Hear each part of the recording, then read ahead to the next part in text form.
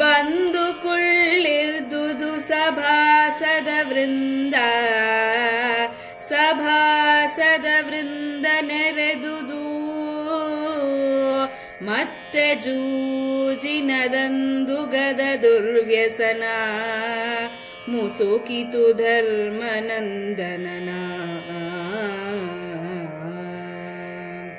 ತಂದು ಮಣಿಮಯ ಸಾರಿ ವಲಗೆಯನು ಅಂದು ಮೋಹರಿಸಿದರು ಜೂಜಿಂಗೆ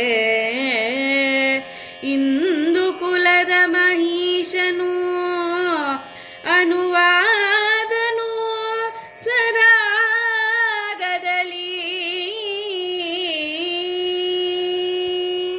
ತನ್ನ ದೊಡ್ಡಪ್ಪನ ಮಾತನ್ನು ಮೀರಲಾರದೆ ಧರ್ಮರಾಯನು ತಾನು ಗೊತ್ತಿದ್ದರೂ ಜೂಜಾಡಲು ಒಪ್ಪಿಕೊಂಡ. ಏಕೆಂದರೆ ದೊಡ್ಡವರಿಗೆ ಗೌರವ ಕೊಡಬೇಕೆನ್ನುವುದು ಒಂದು, ಆತ ಅತಿ ಧರ್ಮಭೀರು, ಆದ್ದರಿಂದ ಒಪ್ಪಿಕೊಂಡ. ಜೊತೆಗೆ ಅವನಿಗೆ ಜೂಜಾಟದ ವ್ಯಸನ ಅದೊಂದು ದುರ್ವ್ಯಸನ. ಜೂಜಾಟದ ವ್ಯಸನಗಳು ಹೌದು, ಒಳ್ಳೆಯದೂ ಇರ್ತದೆ, ಅದರಲ್ಲಿ ಕೆಟ್ಟದ್ದೂ ಇರ್ತದೆ. ಅದರಲ್ಲಿ ಈ ಕ್ಷಣದಲ್ಲಿ ಧರ್ಮರಾಜನಿಗೆ ದುರ್ವ್ಯಸನವೇ ಮೆಟ್ಟಿಕೊಂಡಿದ್ದರಿಂದ ಅವನು ಆ ಜೂಜಾಡಲು ಒಪ್ಪಿಕೊಂಡ.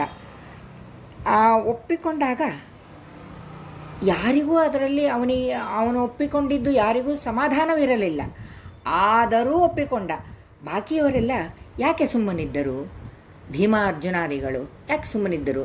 ಅವರೆಲ್ಲ ತಮ್ಮ ಅಣ್ಣನನ್ನು ಎದುರಿಸಬಾರದೆಂದು, ಅವನಿಗೆ ಎದುರು ಉತ್ತರ ಹೇಳಬಾರದೆಂದು ಒಂದೇ ಗುರಿಯಿಂದ ಅವರೆಲ್ಲರೂ ಸುಮ್ಮನಿದ್ದರು. ಅವರೆಲ್ಲರಿಗೂ ಮನಸ್ಸಿನಲ್ಲಿ ಅಸಮಾಧಾನವಿತ್ತು. ಆದರೂ ಅವರು ಒಪ್ಪಿಕೊಂಡರು. ಅವರಷ್ಟರಿಗೆ ಅಲ್ಲ, ಆ ತಮ್ಮಂದಿರಿಗೆ ಅಲ್ಲ, ಸತಿಗೆ ಮಾತ್ರವಲ್ಲ, ಅಲ್ಲಿ ನೆರೆದಿರ್ತಕ್ಕಂಥ ಎಲ್ಲ ಸಭಾಸದರಿಗೂ ಇವನು ಜೂಜಾಡುವುದು ಇಷ್ಟವಿರಲಿಲ್ಲ. ಆದರೂ ಎಲ್ಲರೂ ಧರ್ಮರಾಯನನ್ನು ಎದುರಿಸಬಾರದೆಂದು, ಧರ್ಮರಾಯನಿಗೆ ಎದುರುತ್ತರ ಹೇಳಬಾರದೆಂದು ಒಂದೇ ಮಾತಿನಿಂದ ಯಾರೂ ಅವನಿಗೆ ಚಕಾರವೆತ್ತದೆ. ಅವನು ಜೂಜಾಟಕ್ಕೆ ಧರ್ಮರಾಯ ಒಪ್ಪಿಕೊಂಡಿದ್ದನ್ನು ನೋಡಿ ಸುಮ್ಮನೆ ಕೂತಿದ್ದಾರೆ. ಆಗ ಅಲ್ಲಿರ್ತಕ್ಕಂಥ ಕೌರವರಿಗೆ ಪಾಂಡವರಿಗೆ ಜೂಜು. ಆದರೂ ಕೌರವರ ಕಡೆ ಯಾರು ಕೂತಿದ್ದರು? ದುರ್ಯೋಧನ ಮತ್ತು ಶಕುನಿ. ಪಾಂಡವರ ಕಡೆ ಇವರು 5 ಜನ ದ್ರೌಪದಿ ಸಹಿತ ಕೂತಿದ್ದರು. ಮುಂದೆ ಅವರು ಹೇಗೆ ಜೂಜಾಡಿದರೆಂದು ತಿಳಿದೋಣ. ತೆಗೆದು ಸಾರಿಯ ಹೂಡಿ ಹಾಸಂಗಿಗಳ ಹೊಸೆದನು ಶಕುನಿ, ಧರ್ಮಜ ಹೊಗಳು ಹೊಣೆಯನು ವಚನಿ ಸೊಡ್ಡವನು ಇದು ವಿನೋದವಲೇ, ಬಗೆವುಡೆ ಒಂದೇ ಹಲಗೆ ಮೇಲಣದು ಗುಣ ಸಲ್ಲದು, ಜೂಜುಗಾರರ ವಿಗಡತನವಲ್ಲ ಎಂದು ನೃಪತಿಗೆ ಸೂಸಿದನು ನಗೆಯ. ದ್ಯೂತವು ಧರ್ಮರಾಜ ಹಾಗೂ ದುರ್ಯೋಧನನ ಮಧ್ಯೆ ಇದ್ದರೂ ದುರ್ಯೋಧನನ ಪರವಾಗಿ ಶಕುನಿಯೇ ಮಾತನಾಡುತ್ತಿದ್ದ. ಆದರೂ ಅದನ್ನು ಯಾರು ಅಲ್ಲಿದ್ದ ಯಾವ ಸಭಾಸದರು ಅದನ್ನು ವಿರೋಧಿಸಲಿಲ್ಲ. ಏಕೆಂದರೆ ದುರ್ಯೋಧನನೇ ಶಕುನಿಗೆ ತನ್ನ ಅಭಿಪ್ರಾಯವನ್ನು ಹೇಳಲು ಅನುಮತಿ ಕೊಟ್ಟಿದ್ದಾನೆಂದರೆ ಬಾಕಿಯವರು ಹೇಗೆ ಮಾತಾಡ್ತಾರೆ? ಯಾರೂ ಮಾತಾಡಲಿಕ್ಕೆ ಸಾಧ್ಯವಿಲ್ಲ. ಅದರಿಂದ ಯಾರೂ ಮಾತಾಡಲಿಲ್ಲ. ಆವಾಗ ಶಕುನಿ ಹೇಳ್ತಾನೆ, ನೋಡು, ಇದು ಹಿಂದಿನಂತೆ ಪಣ ಕೊಟ್ಟು ಏನೇನಾರು ನಿನ್ನ ಸಿರಿ ಸಂಪತ್ತು ಅದನ್ನು ಪಣಕ್ಕಿಟ್ಟು ಆಡುವ ಜೂಜಲ್ಲ, ಇದನ್ನು ವಿನೋದಕ್ಕಾಗಿ ಆಡೋಣ ಎಂದು ಬಾಯಲ್ಲಿ ಹೇಳಿ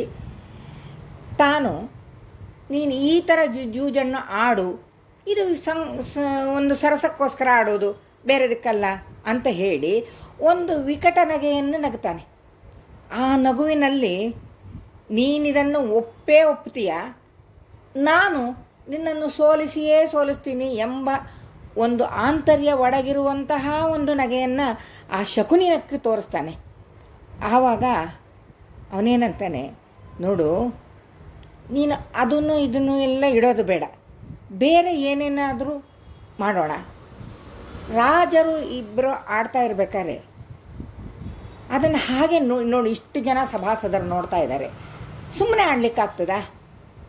ಸರಸವಾಗಿ ಆಡೋಣ, ನೀನು ಅದಕ್ಕೆ ಒಪ್ಕೊಳ್ತೀಯ ಅಲ್ವಾ ಧರ್ಮರಾಯ ಅಂತ ಕೇಳ್ತಾನೆ. ಆವಾಗ ಧರ್ಮರಾಯ ಸಮ್ಮತಿಸ್ತಾನೆ. ಆ ಸಮ್ಮತಿಸಿದ್ದೇ ಎಲ್ಲರಿಗೂ ಬೇಸರವಾಗ್ತದೆ. ಯಾಕೆಂದರೆ ಈಗಾದರೂ ಒಂದು ಕೊನೆಯ ಆಸೆ ಇತ್ತು. ಈಗಾದರೂ ಧರ್ಮರಾಯ ಇಲ್ಲ, ನಾನು ಈ ಜೂಜಿಗೆ ಬರುವುದಿಲ್ಲ, ಆಡುವುದಿಲ್ಲ, ಇಲ್ಲ ಶಕುನಿ ದುರ್ಯೋಧನನೇ ಆಡಲಿ, ಶಕುನಿ ಬೇಡ, ಈ ರೀತಿ ಏನಾದರೂ ಮಾತುಗಳನ್ನು ಹೇಳಬಹುದು ಎಂದ ಒಂದು ಆಸೆಯನ್ನು ಎಲ್ಲರೂ ಇಟ್ಟುಕೊಂಡಿದ್ದರು. ಆದರೆ ಅದನ್ನು ಹುಸಿ ಮಾಡಿದ ಧರ್ಮರಾಯ ಆವಾಗ ಶಕುನಿಯೇ ಮುಂದೆ ಮಾತನಾಡುತ್ತಾನೆ.